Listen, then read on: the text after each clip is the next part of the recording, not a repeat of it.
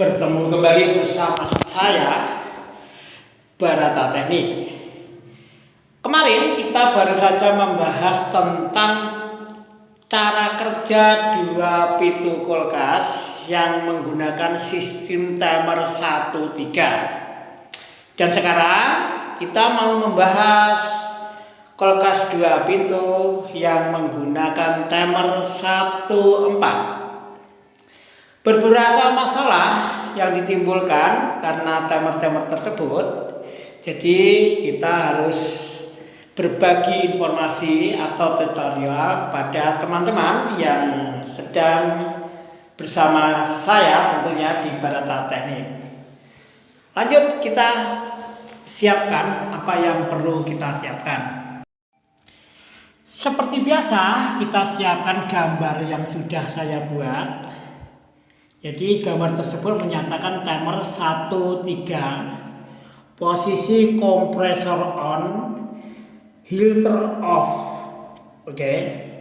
Jadi kita sedikit berbeda dari pembahasan kemarin tentang timer 1-3. Kita sekarang akan menjabarkan fungsi dari sebuah timer kulkas dua pintu untuk menggunakan pin 1-4.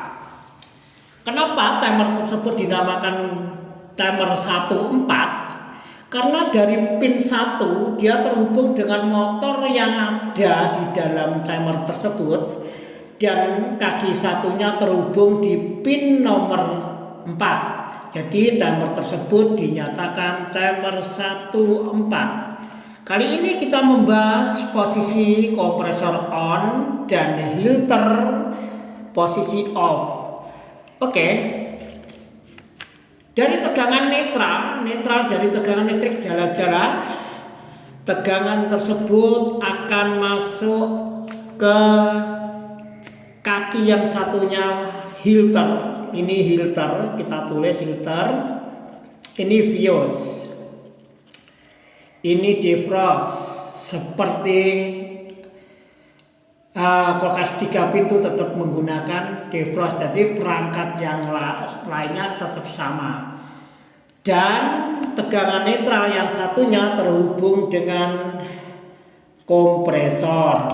Jadi kita tidak perlu membahas tentang lampu, tentang apa switch pintu itu belakang. Yang penting kita intinya membahas tentang timer 1-4. Oke, tegangan netral sudah diketahui terhubung dan dia tidak akan putus. Dia akan tetap terhubung pada kaki pin-pin tersebut. Untuk yang diolah, yang dimainkan oleh timer 1-4, tegangan light atau kita sebut saja yang ada setrumnya gitu aja. Dari tegangan tersebut tetap kita masuk ke termostat. Jadi ada termostat. Sebelum masuk ke timer atau komponen lainnya, kita tulis termostat. Jadi nanti kita bahas apa itu termostat. Dia kalau kena suhu dingin dia terputus, tapi untuk defrost ketika ada suhu dingin dia terhubung. Jadi anggap saja ini terhubung, termostat ini terhubung. Jadi tegangan dari sini dia masuk ke pin kaki 3. Dan dia juga masuk ke pin posisi mesin jalan, kompresor on. Jadi dari kaki 3 timer masuk ke pin kaki 4, langsung menuju ke kompresor. Jadi kompresor tersebut jalan, dan pin kaki satunya terhubung dengan motor yang ada di dalamnya timer tersebut. Dan kaki satunya tetap terhubung dengan kaki 1 dan 2, jadi dihubungkan langsung. Motor tersebut tidak akan berjalan walaupun dia karena dia belum mendapat tegangan dari netral dari tersebut. Dia lewat fuse, heater, jadi heater sebagai hambatan, tapi dia tetap penghubung. Dan defrost, karena defrost belum sambung, jadi timer tidak jalan, tetapi kompresor sudah hidup.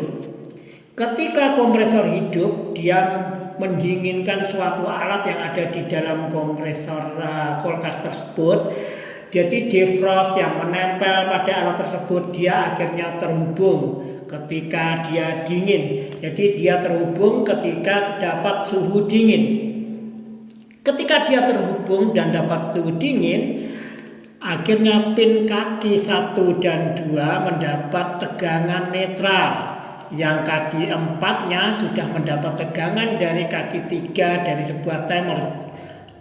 Kemudian timer pun berputar menuju arah posisi kaki 2. Jadi ini kompresor jalan, timer belum jalan kalau belum mendapat suhu dingin dari kompresor dan defrost terhubung.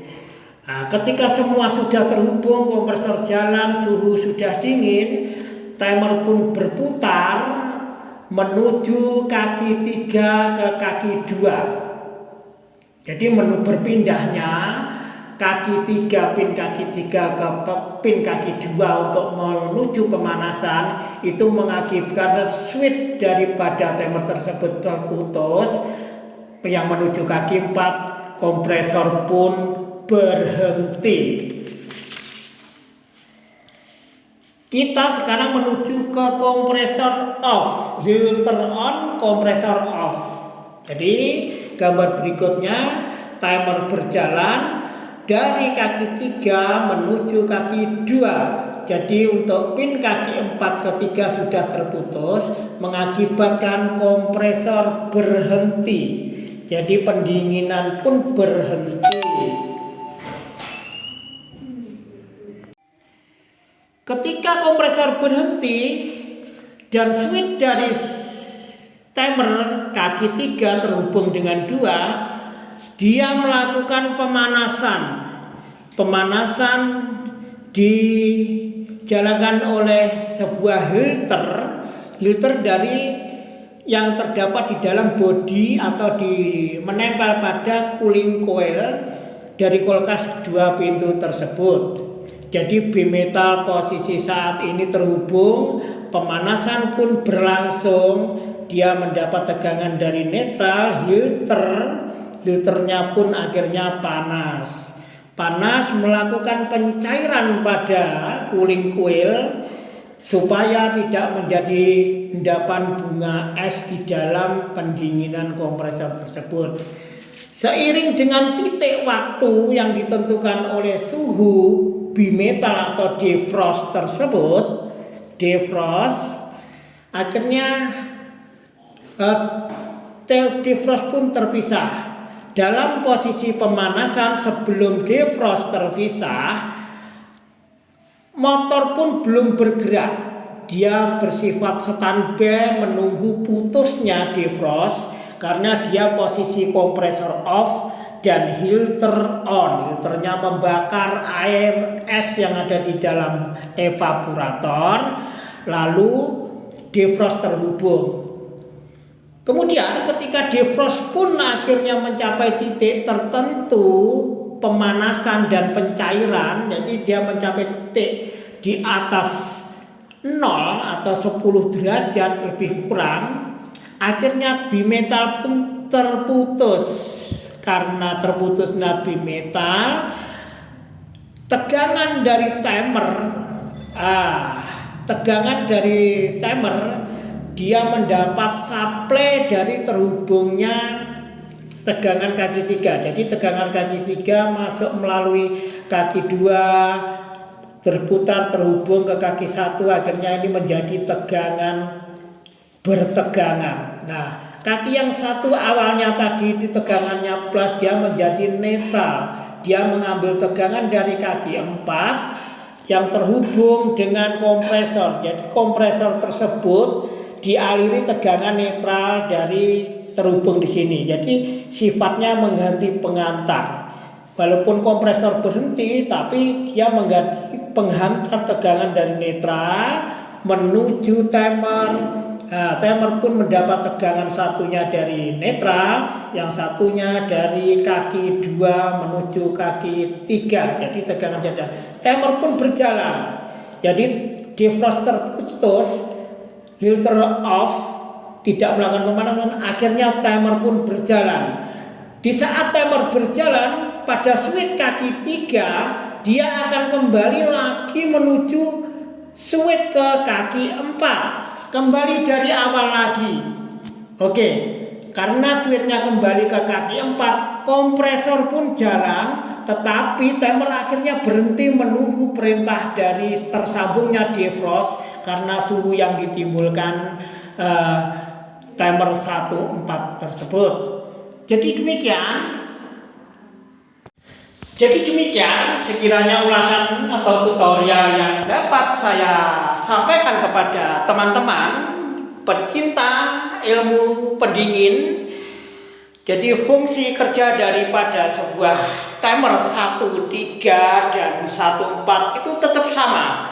Dia bersifat memutus, cuma cara kerja untuk timer 1.3, begitu dia mendapat kompresor jalan, mendapat tegangan, dia langsung jalan. Jadi tidak perlu menunggu bimetal terhubung atau tidak. Dia jalan, dia akan berhenti ketika pemanasan. Ketika pemanasan mesin mati, timer pun mati. Yang jalan hanya filter pemanasan. Ketika pemanasan selesai, bimetal putus, timer akan berjalan terus menuju posisi pendinginan, kompresor jalan, dan terus berjalan sampai berhenti lagi ke posisi pemanasan.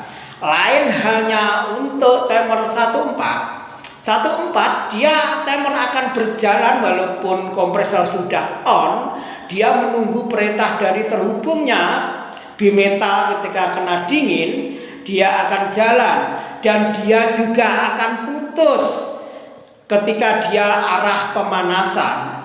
Nah, begitu pemanasan selesai, bimetal terputus, timer pun malah berjalan, bukan malah berhenti. Jadi kebalikannya. Jadi dua fungsi timer 1.4 tersebut, dia akan berjalan, putus, berjalan, putus sesuai yang dibutuhkan oleh alat tersebut. Sangat berbeda dengan 1.3. Jadi jangan salah pilih ketika membeli timer 1.3 atau 1.4, menyebabkan kegagalan dalam konstruksi kulkas 2 pintu tersebut. Cukup sekian ulasan dari saya. Wassalamualaikum warahmatullahi wabarakatuh.